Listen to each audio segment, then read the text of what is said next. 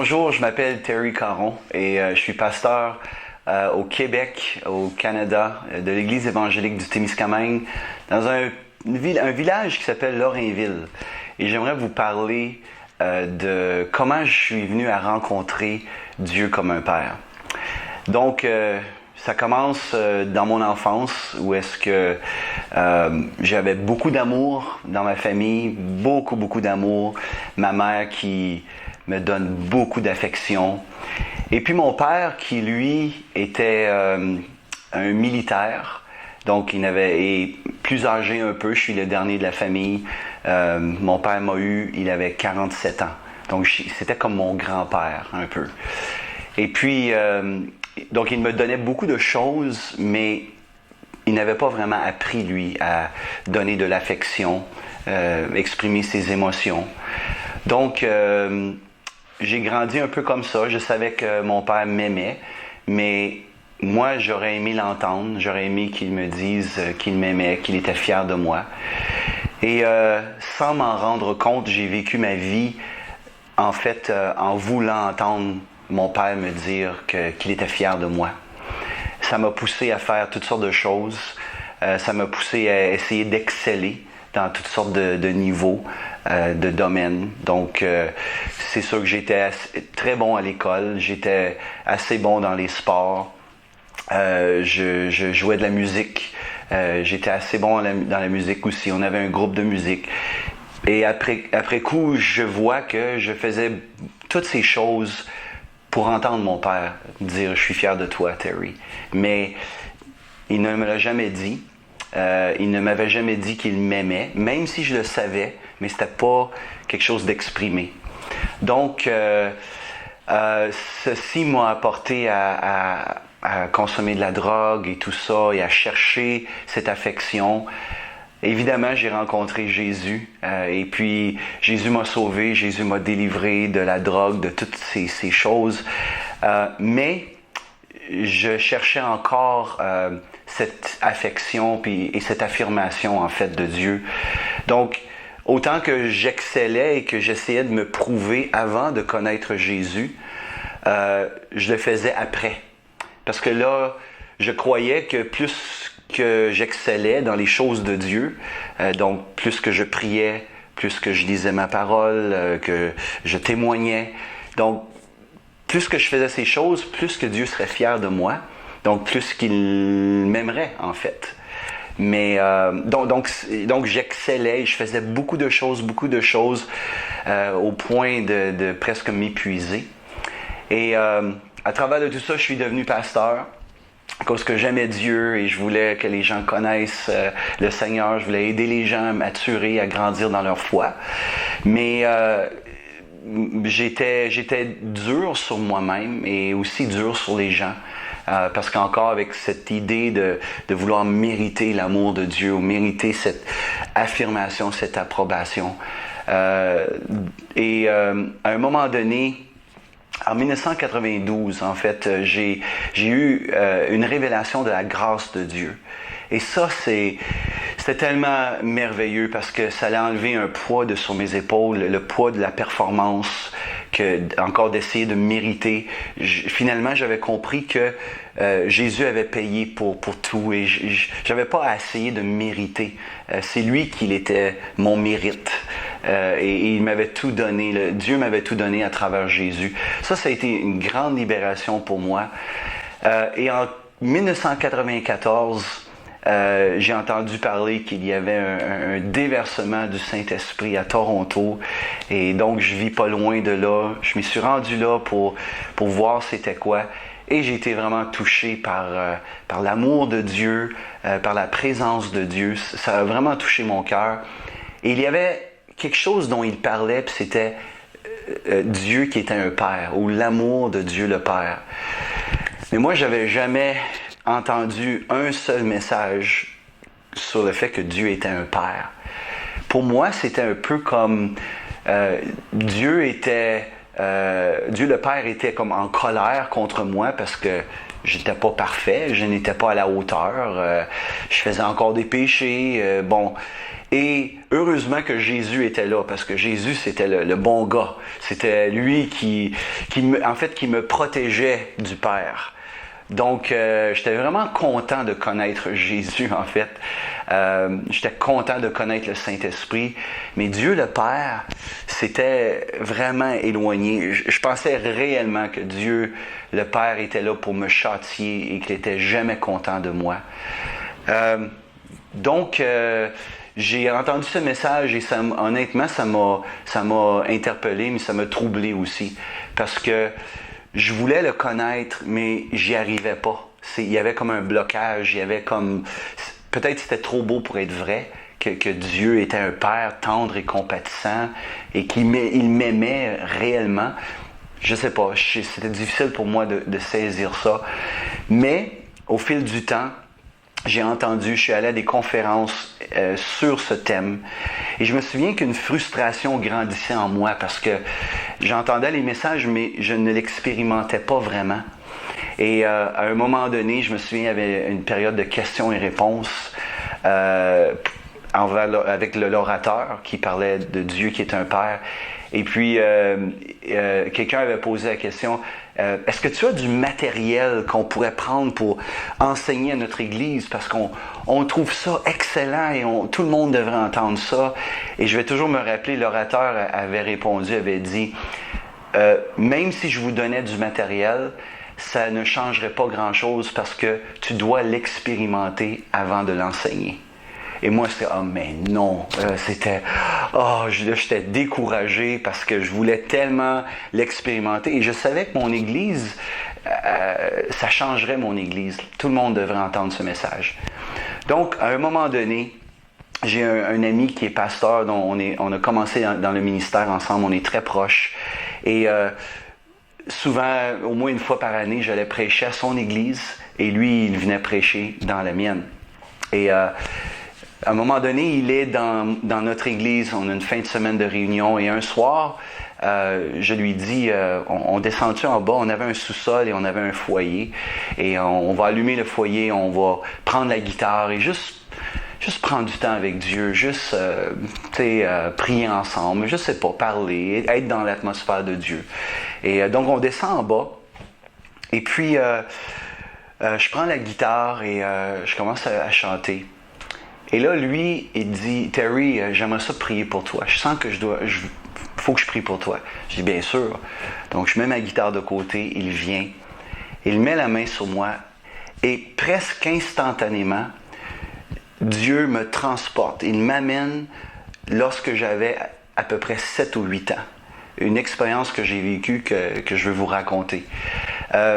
Au Québec, on a ce qu'on appelle les Olympiades. Donc, une fois par année à la petite école, on fait des sports et on représente différents pays. Puis c'est juste pour que les jeunes bougent un peu, là.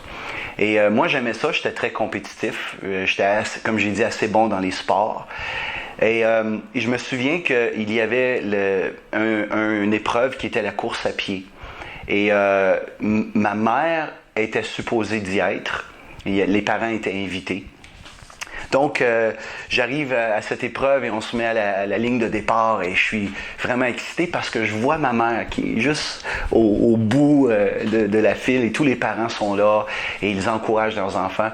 Et en dedans de moi, le petit garçon de 7-8 ans, je me dis « Ah, je veux tellement impressionner ma mère parce que là, elle va être fière de moi et je suis certain qu'elle va retourner à la maison, elle va le dire à mon père. Et mon père, il va me dire, je suis fier de toi, Terry. Et là, je suis comme, donc moi, là, je me défonce, je me prépare, là, et je me pompe, comme on dit au Québec. Et là, le coup de fusil, et là, je pars. Et là, je cours, mais je cours et je grogne à force que je cours, à force que je veux gagner. Et je me souviens d'entendre la voix de ma mère, « Go, Terry, go! » Et là, j'étais tellement content, je courais. Et puis là, je me souviens pas si j'ai gagné ou si je suis arrivé deuxième, mais je me souviens juste que ma mère était vraiment excitée, était fière de moi. Donc, ça, c'était comme début après-midi. Donc, alors l'école termine. Moi, j'ai hâte de retourner à la maison parce que j'ai hâte que mon père de savoir si ma mère, elle a dit à mon père et si mon père va dire « Je suis fier de toi ». Donc, j'arrive à la maison et mon père est là. Et là, je suis comme « J'ai hâte ». Mais mon père ne dit rien. Et c'est comme si mon cœur de petit gars est juste comme détruit, démoli. Je voulais tellement que mon père me dise « Je suis fier de toi ». Et moi, je revis tout ça alors que mon ami prie pour moi. Donc, je suis en train de sangloter.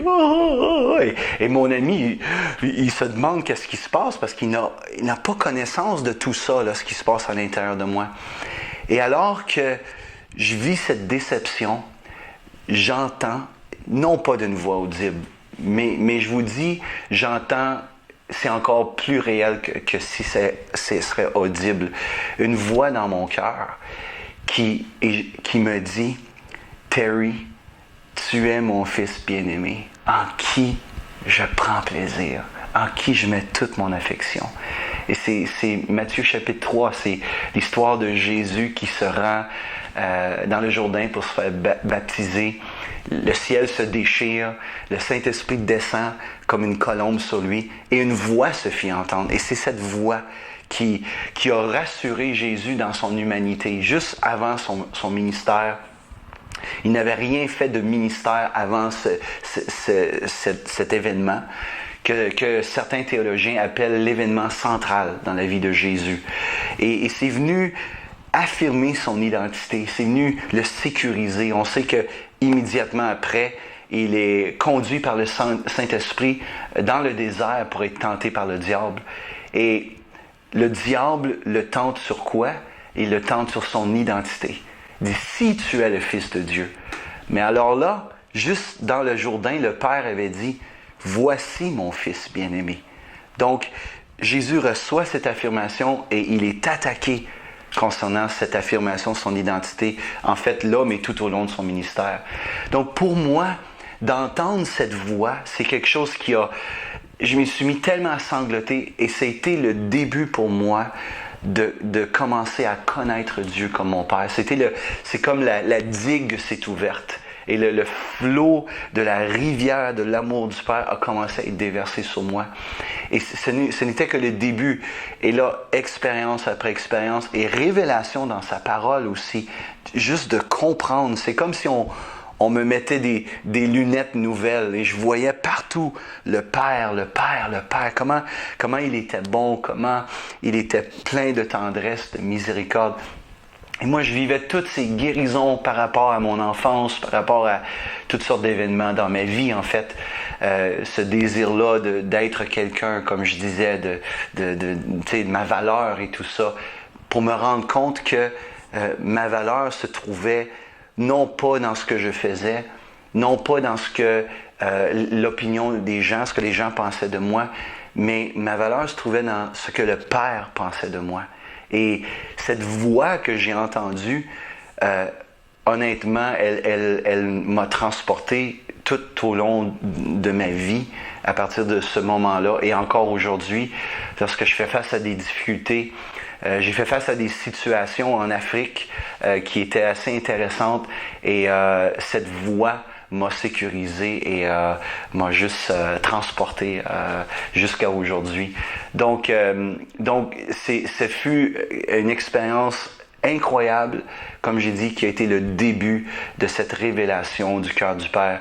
Et dans son amour, il se sert de cette histoire et de ma vie, mon témoignage, pour maintenant l'annoncer partout où est-ce que les portes s'ouvrent, parce que le monde a besoin de savoir que Dieu est un Père, qu'il les aime avec tendresse et avec passion. Dieu le Père n'est pas comme nos pères terrestres, il est parfait.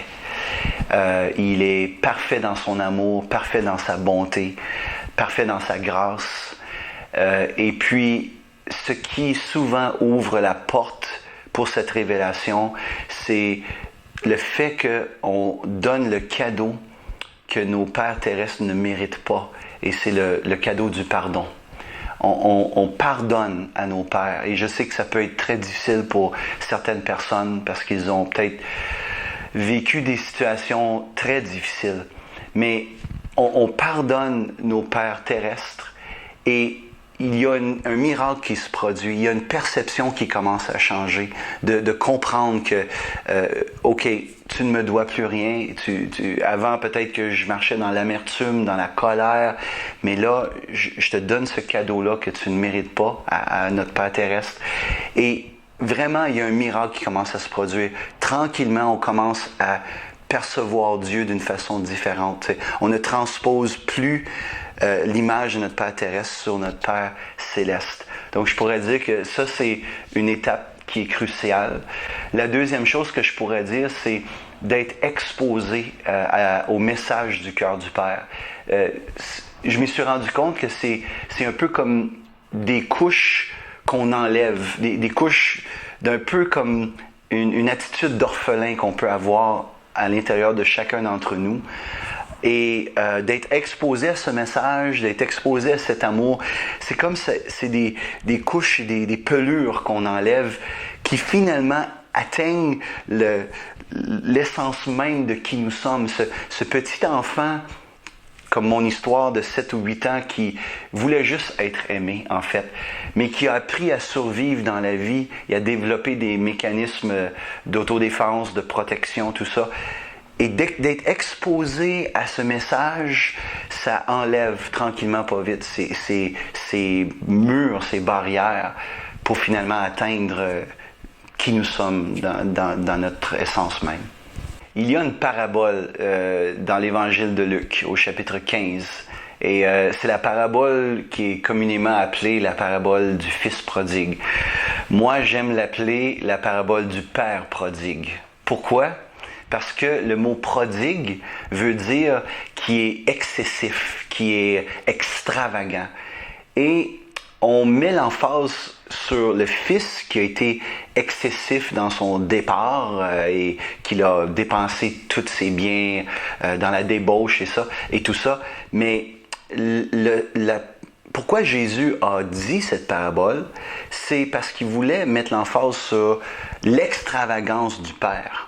Son amour fou qu'il a pour non seulement le fils qui s'est égaré, mais aussi le fils aîné qui est resté à la maison.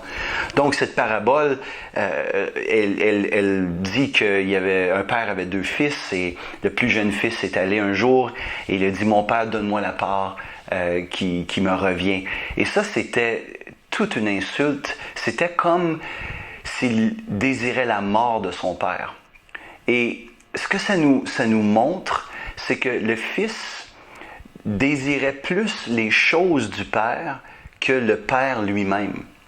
Il affectionnait plus les présents du Père que la présence du Père. Donc, et donc, lui, ce qu'il veut, c'est les choses. Donc, il veut, donne-moi les choses. Toi, je veux pas trop de relations avec toi, pas trop d'intimité. Et c'est triste parce que, encore aujourd'hui, il y a beaucoup même de croyants qui veulent les choses de Dieu. Donc, ils veulent l'onction, ils veulent la puissance, ils veulent toutes ces choses qui sont bonnes, mais ils négligent Dieu lui-même, l'intimité. Et le but de tout ça, c'est qu'on soit intime avec le Père, qu'on soit réconcilié avec le Père à travers de Jésus, selon 2 Corinthiens chapitre 5. Donc, cette parabole continue, parce que le fils, il a tout ramassé, il est allé dans un pays éloigné, il a à un moment donné, il a commencé à faire la fête, même avec les prostituées et tout. Il a tout dépensé et à un moment donné, une grande famine survint dans le pays. Il se trouve dans le besoin, il n'a plus un sou, il essaie de trouver de l'emploi et il trouve de l'emploi avec les pourceaux, de travailler avec les pourceaux. Maintenant, c'est un Juif. Et les Juifs ne touchent pas aux pourceaux, c'est interdit. Donc, encore, c'est de démontrer à quel point qu'il s'est enlisé. Il est allé jusqu'à travailler faire des choses interdites, selon la loi juive. Et là, il avait faim, il voulait manger, on ne lui donne pas à manger. Et il se souvient, il dit, « Ah, mais les serviteurs dans la maison de mon père, ils ont du pain en abondance. Et moi, ici, je meurs de faim. Donc, ce que je vais faire, je me lèverai, j'irai vers mon père et je lui dirai, « Mon père, j'ai péché contre le ciel et contre toi. je ne suis plus digne d'être appelé ton fils, traite-moi seulement comme un de tes serviteurs. Donc il avait faim, il se souvient qu'il y en a en masse chez son père, on y va. Donc il se lève, il décide de faire ce chemin. Mais là où la parabole est extraordinaire, c'est que de loin, ça nous dit que le père a vu son fils.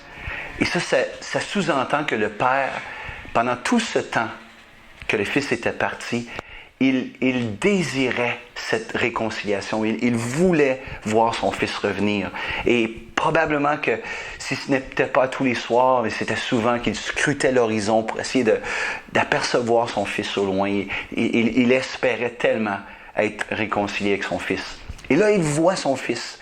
Et l'histoire dit que le père s'est mis à courir à la rencontre de son fils. Il était tellement dans la joie qu'il est parti à la course.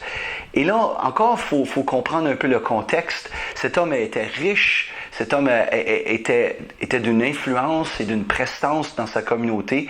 Et les gens de l'époque portaient comme un pagne, comme une grande robe. Et c'était des hommes qui se comportaient avec dignité, qui marchaient lentement. Et là, il devait lever les pans de sa robe pour se mettre à courir, pour aller à la rencontre. Et ça, un homme de cette prestance ne faisait jamais ça. C'était comme... C'était sa réputation, là. Et ça nous démontre que le père, en fait, se foutait de ce que les gens pensaient de lui à ce moment-là. La seule chose qui comptait, c'était son fils qui revenait.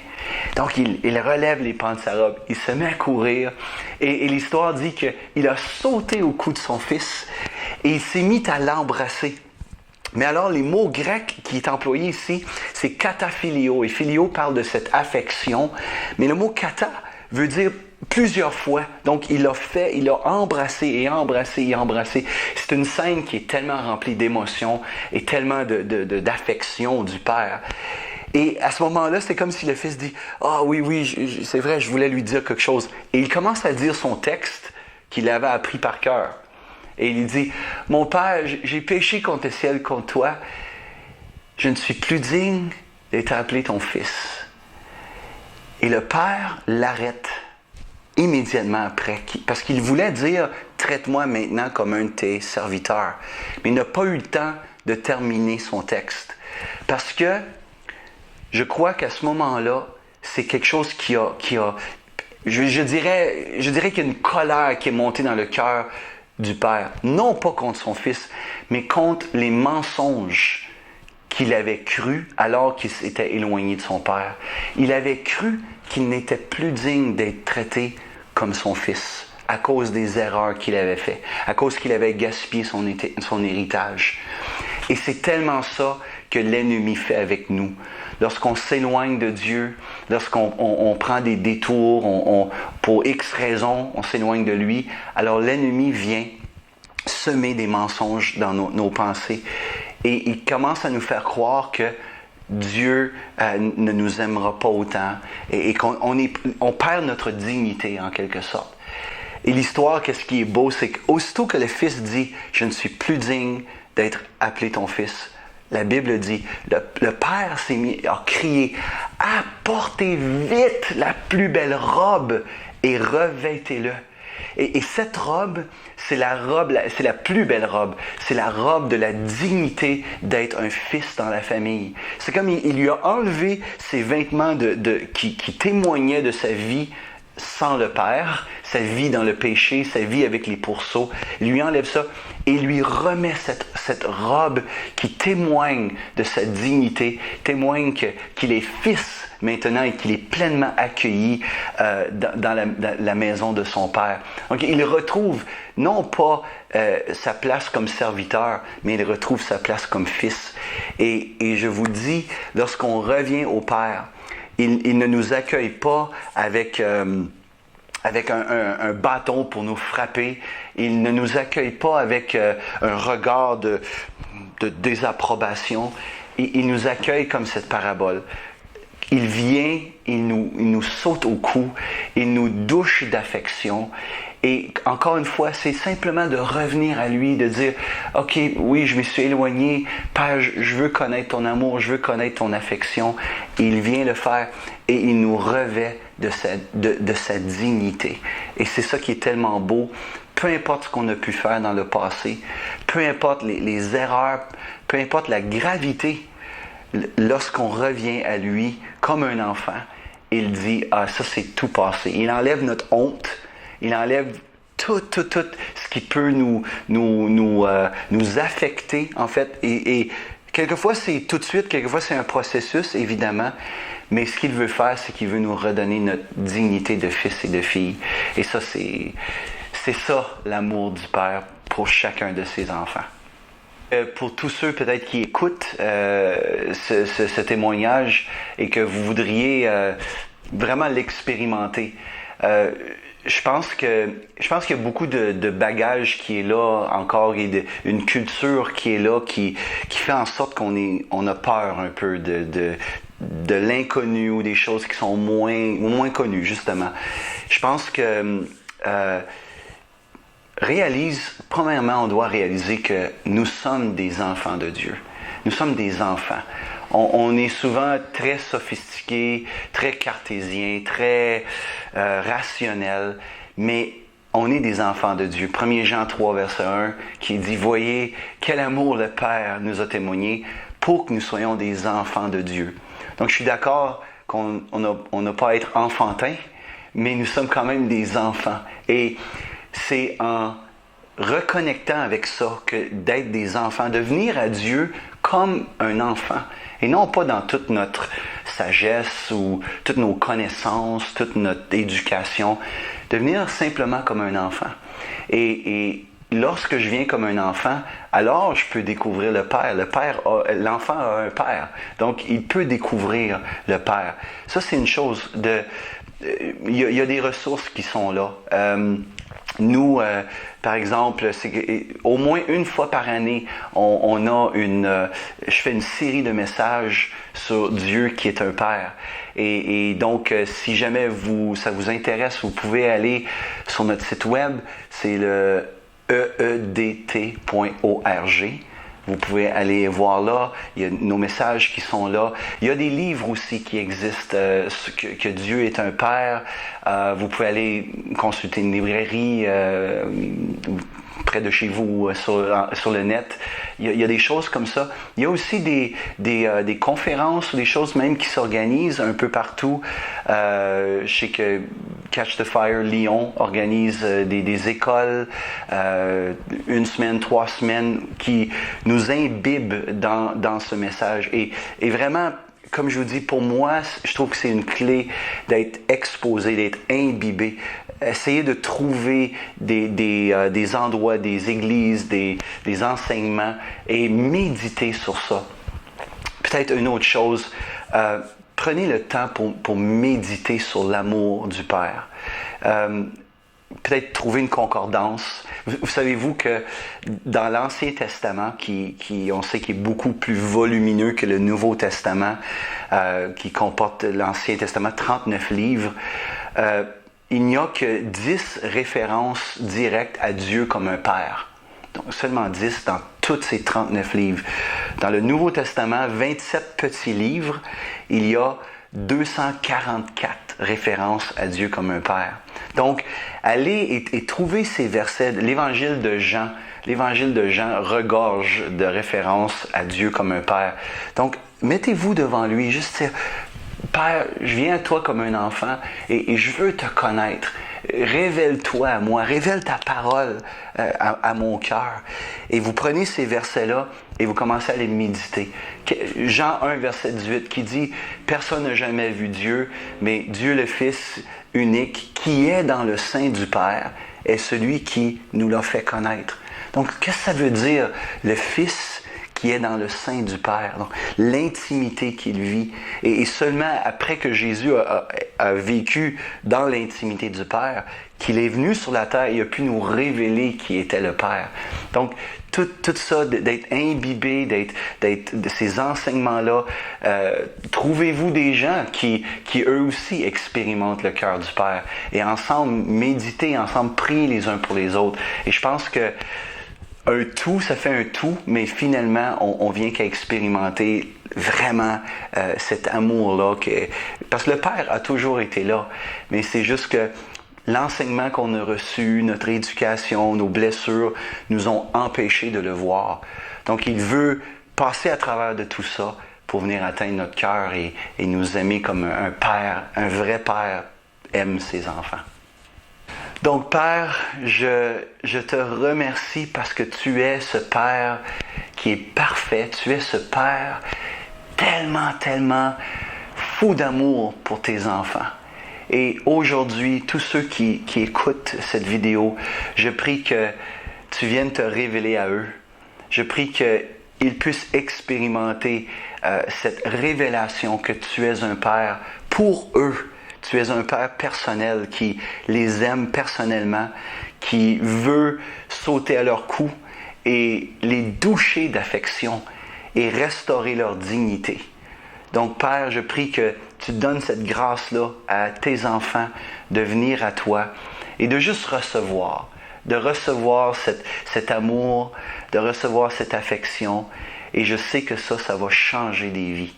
Donc, merci Père pour cette vidéo et qu'est-ce que tu vas faire avec et tous les gens qui seront touchés. Je les bénis au nom de Jésus. Amen. Si cette vidéo vous a plu, n'hésitez pas à mettre un pouce bleu, à laisser un commentaire et à vous abonner à notre chaîne YouTube. Retrouvez-nous également sur notre page Facebook ainsi que sur le site internet jesusmiracledesnosvies.fr. Pour nous soutenir, vous pouvez commander le DVD du film Plus de grâce ou faire un don à partir des liens qui s'affichent à l'écran.